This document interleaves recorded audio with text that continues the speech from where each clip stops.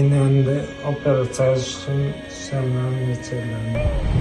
Assalomu alaykum aziz kuzatuvchilar. Bugun biz Farg'ona viloyatining Rishdon tumaniga Yoyilma qishlog'iga kelganmiz. Sanobarxon onamiz bir uyda 4 bemor suyak yemirilish kasalligi bilan og'rib keladilar muntazam. Bugungi kunda xonamizga juda ham operatsiya zarur. Son suyaklarida o'sha chanoq qismlari srochniy almashtirish kerak. Yemirilib tugagan ekan, qo'ltiq tayoqsiz, hassasiz umuman yurish olmas ekan. Bu yerda 4 ta nogiron bor. Ularga xolajonimiz o'zlari ovqat qilib, qarab, shu paytgacha o'zlari qarab kelishadi ekan. Endi bugungi kunda o'zlari ham bemor, juda ham srochniy oyoqdan qolishgan, operatsiya qilishlari kerak ekan. Necha pul ketadi operatsiyaga? 7000 dollar. $7000 miqdorida operatsiyani o'zi uchun srochniy pul yig'ilish kerak.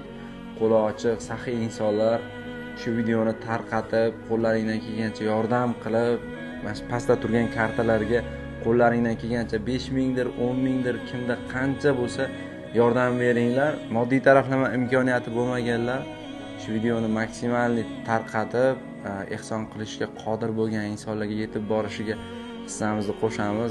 Hurmatli savqat bergan insonlar, iltimos qilaman sizlardan yordam beringlar.